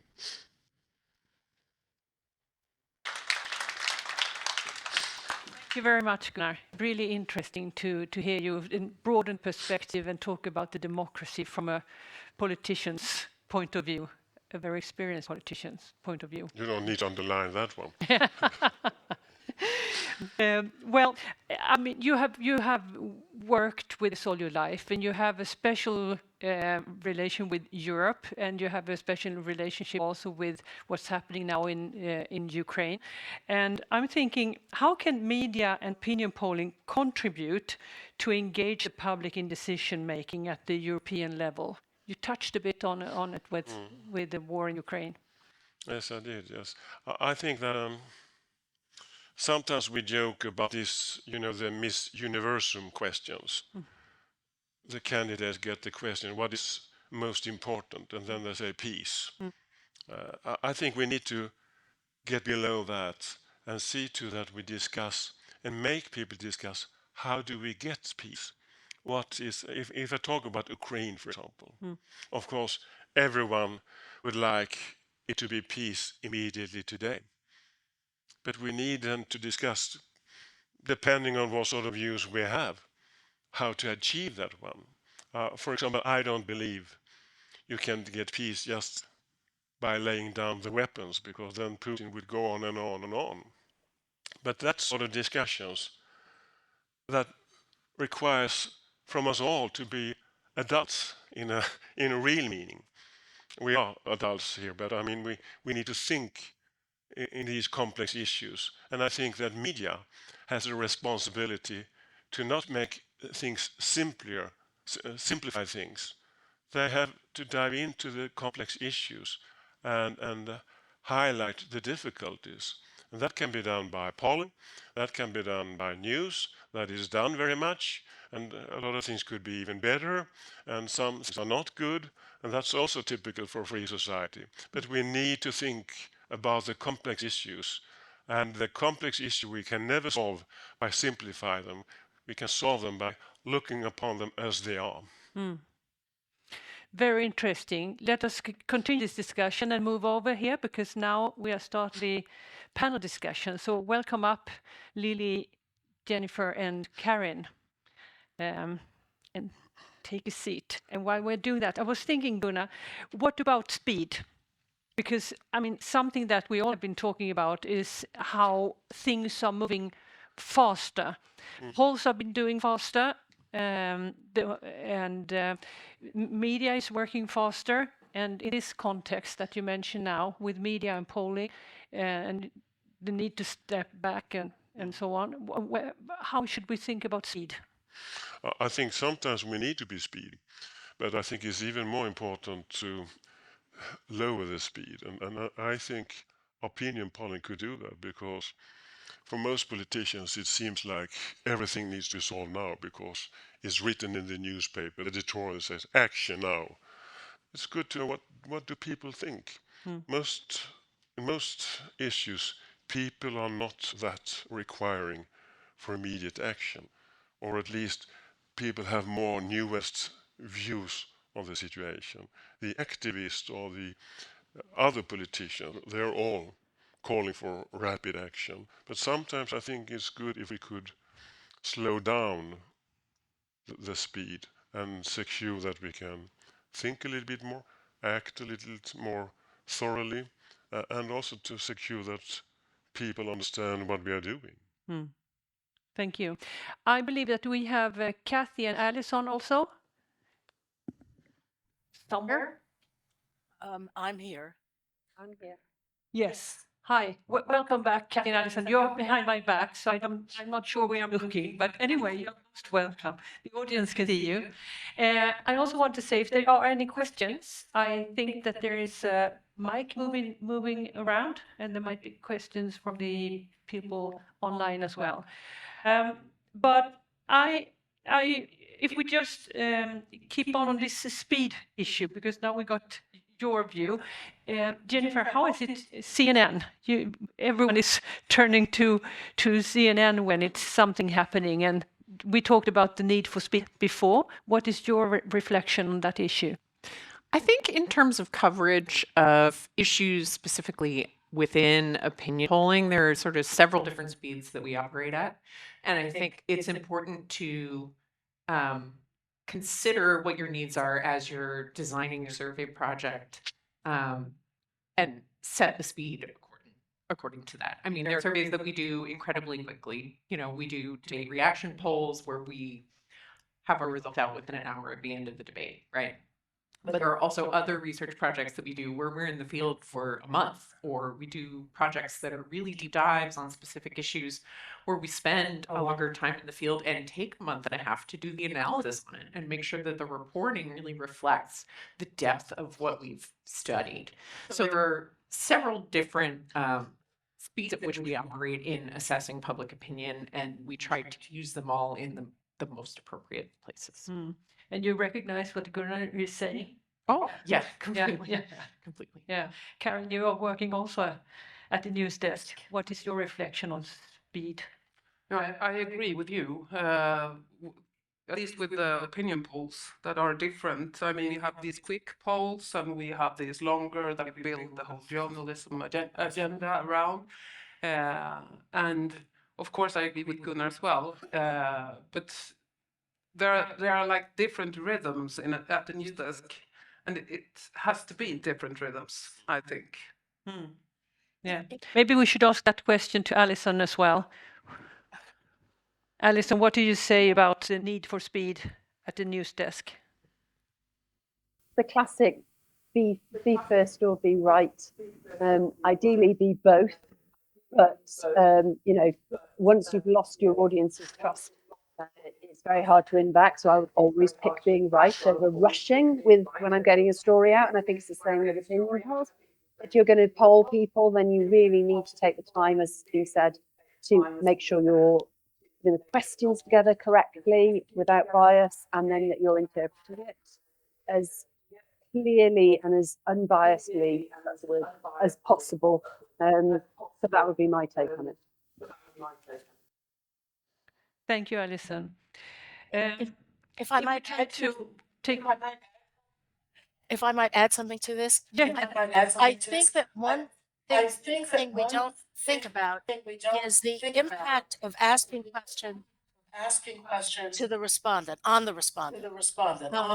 I vividly remember September 11th, 2001, where we had a big debate about whether or not we should be in the field that night.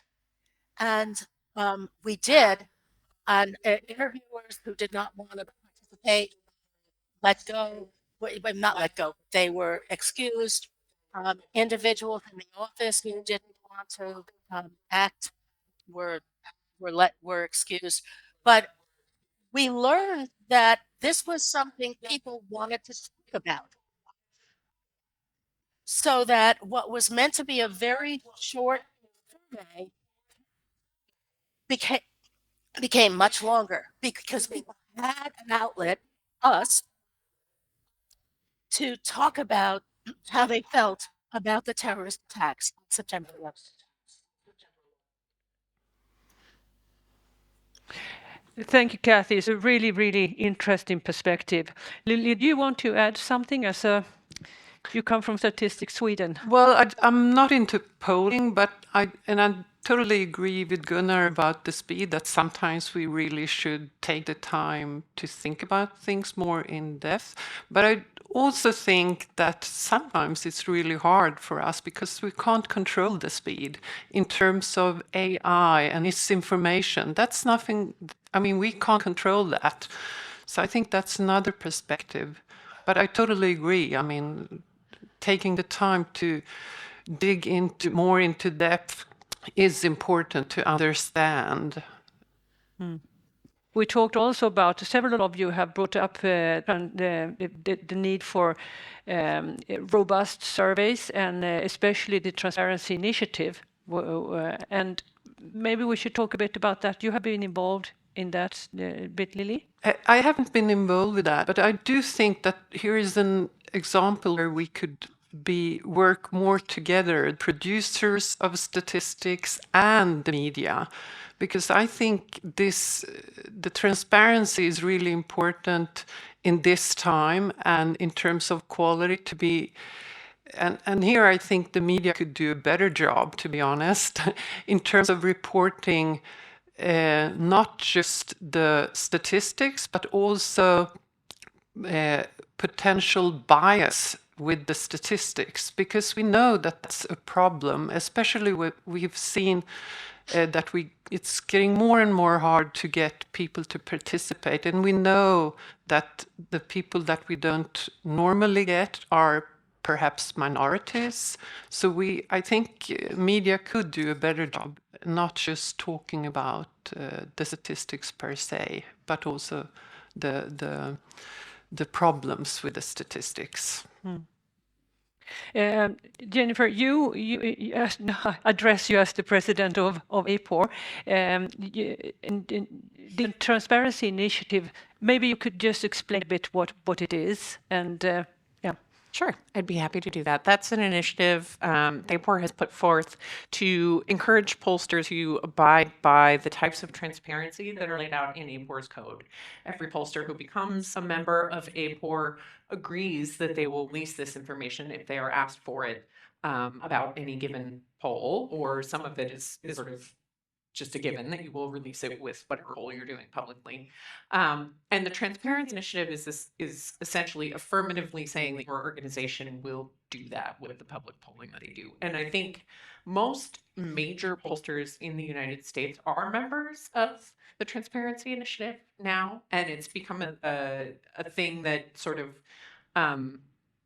it's not quite stamp of approval, but it has been sort of a marker of quality. The pollsters who are willing to do this are ones who are doing the right thing scientifically to ensure that their results are representative. And that's part why, when Nate Silver was running 538, he treated Transparency Initiative members with as sort of a little bit higher quality than pollsters who were not. So it's become a very helpful thing, and it's helped to sort of familiarize journalists with the types of questions that they should be asking about polls, which I also see as a really valuable element of the Transparency Initiative during its time. How many companies or pollsters from other countries have been approved? How many pollsters from other countries? I'm not 100% sure of that number off the top of my head, so I don't want to estimate and give you something that's not correct. I'm thinking about this speed and artificial intelligence. Of course, when something happens, you need to follow it up and cover it, etc. But sometimes we are starting from scratch all the time. We do have a lot of historical experience. If you have a lot of polling, you have a lot of polling that can create a broader perspective as from now.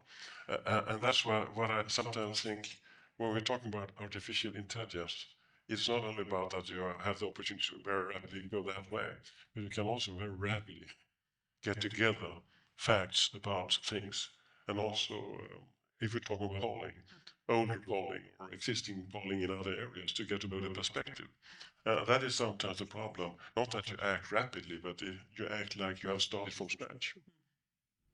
Kathy, would you like to add anything on this? I agree. I agree with Gunnar.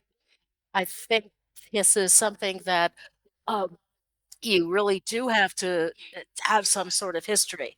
And I think we've been doing this, everybody's been doing this for so long.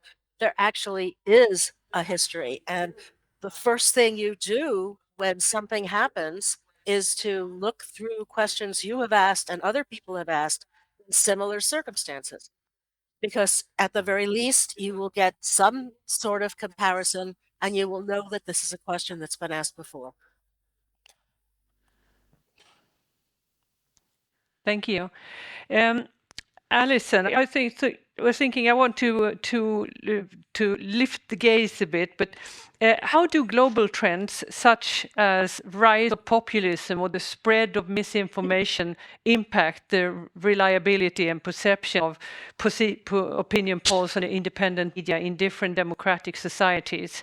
I think you were talking a bit about that, and maybe you can elaborate a bit. Yes, of course. I think it can be very different in different parts of the world because of the access to information. So if you're looking at the global south, the opportunity potentially to be able to access information, or as a journalist potentially be able to produce information without threat, fear, or hindrance is difficult. So I think this, if I deal with like Europe, I genuinely think that misinformation is a very it's very present in our kind of world, and I think that it has a chilling effect in that people question a lot more the information that they're being given by official news sources now. So there's that kind of skepticism around it that can really cause people to disengage from local journalism and national journalism as well. So for me, I think one of the issues that we've seen is trying to overcome the kind of lack of affection, if you like, or belief that journalism is a kind of unbiased thing.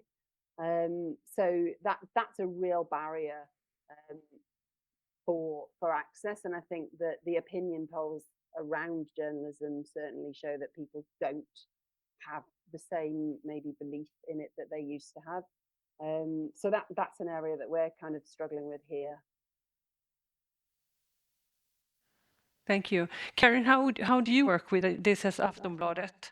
I know that you're looking into this a lot with populism and the misinformation and back to speed again. How do you work with it, and how do you think it's impacted the reliability? Well, a great deal, I would say. It has impact, and I think we, as I said, with trust and so on, I think we are going to see more of that, more of misinformation, more populism, and so on, and more mistrust against the media. We work. I think the most important thing, as I said, also is to build that trust that we are reliable. And we do that by being very, very transparent as well about the facts that we have. I think we could be better in explaining the bias and so on. But most it is to just be transparent and to build on that trust. And I'm thinking also about being present where the audience is. I mean, with the young audience, which is very, very hard to survey. Very hard to understand what their opinions are and what they wish from life, and they are on platforms. Yeah, and that's a problem that we can't do. We don't have enough what do you call it, underlag. Um, Response rates probably Thank are you. low Thank in those groups. Yeah. Yeah, among the young people, Yes. as you said as well. And I'm agreeing on what Gunnar said also. That's the young people are not just a group; it's individuals, and we don't know so much about these individuals because they won't answer questions. So that's a problem as well. What do you say, Gunnar? How with the problem with fake news and alternative media and so on? If we not only the polling but also the media's role. I have I have the reflection that fake news has always been the case. It's not a new thing. Propaganda, Hitler and Goering or Stalin and all those people and a lot of others in the 1800th century or the 1500th century, you had rumors and fake news. Of course, what it is much more today is coming closer to us and in a more rapid way. But on the other hand, we have the opportunity then to disseminate and to contra much more rapid as well. And I think we haven't come to that conclusion so far. We are in some way letting the disinformation be there. And I think the discussion about artificial intelligence is quite typical about that. Everyone is talking about that with artificial intelligence you can make fake news. But you could also say with artificial intelligence you can disclose fake news.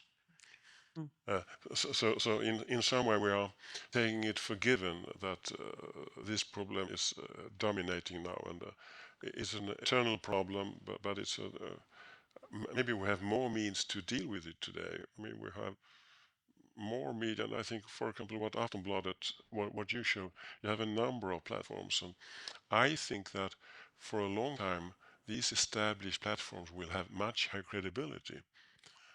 I think all of us, we are always going to look at another platform and say, "Oh, so terrible." You know, this phrase, "I know it's wrong, but it's to hell anyway." We like that, but then we can rely much more on the platforms with credibility, and I think that the platforms that are claiming credibility and they're worth it normally, they should be much more offensive, well, not more forward in claiming that, and not because they're doing a very good job, and in the end, most people believe in them. I mean, if you did opinion polling, who do you believe in most? Aftonbladet or Svenska Dagbladet or your friend at the beer? Most people would say, I believe my friend a little bit, but I know that he is saying things he like. But I believe Aftonbladet and Svenska Dagbladet and Dagens Nyheter or Express. I never mention all papers. And CNN. And CNN. Absolutely. Sorry. No, all good. Yeah, then we have Alison too.